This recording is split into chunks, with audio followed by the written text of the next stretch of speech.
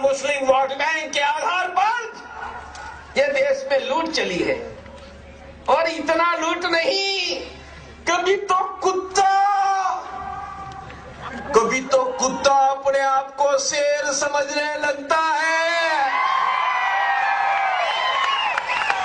एक हैदराबाद में कुत्ता है,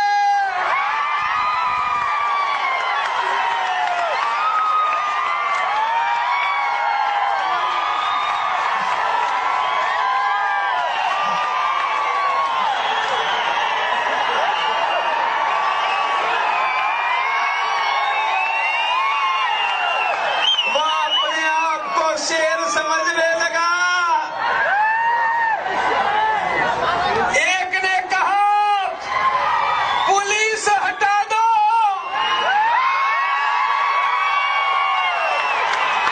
मैंने कहा अरे मियां, 20 साल में पुलिस हटी है, तब क्या हुआ है उनका देश का इतिहास देख ले। और तुझे पता नहीं है तो तुझे आईने में इतिहास दिखा दूं। एक बार पुलिस हट गई आसाम में,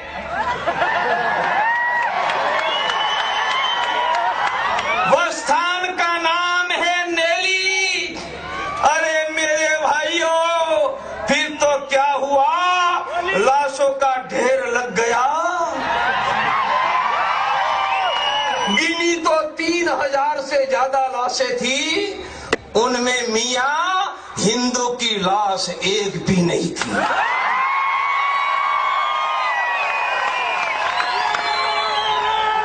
अरे मेरे भाइयों, ऐसा 20 साल पहले बिहार के भागलपुर में हुआ। फिर तो क्या हुआ, भागलपुर के नजदीक गंगा बहती है, गंगा में लाशें ही लाशें दिखाई देने लगी। गिन नहीं पाए, सागर तक बह गई, उनमें एक भी लाश हिंदू की नहीं थी। ऐसा ही यूपी में, मेरठ में, मुरादाबाद में हुआ। अरे गुजरात में पुलिस खड़ी थी, देखो क्या हुआ। इसलिए पुलिस को हटा दो। कहने वाले तुम्हारे सपने भूल जाओ। जिनके पुरखों की रक्त शिराओं में शौर्य का लौह बह रहा है, उनके वंशज आज हिंदू के नाते खड़े हैं।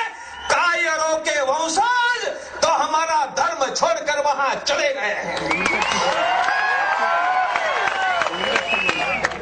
जो कायर थे, डरपोक थे, उनके वंशज ही हमारे धर्म में नहीं है। जिनको हल्दी घाटी खेलना था, जिनको सरहिंद के किला के दीवार में गुरु गोविंद सिंह के पुत्र बनकर मरना था, जिनको जौहर की ज्वाला जलानी थी, जिनको पानीपत का युद्ध का मैदान अपने रक्त से भर देना था, वो वीरों के वंशज आज धरती पर हिंदू के नाते हम जिंदा है। जिनमें लड़ने का साहस नहीं था, वो कायरों की औलाद हमारा धर्म छोड़कर चली गई है। तुम हमें क्या चुनौती दोगे? हिंदू धर्म कोई कायरों का धर्म नहीं है, वह तो अपने हाथों में शस्त्र धारण करने वाली मां दुर्गा भवानी का धर्म है।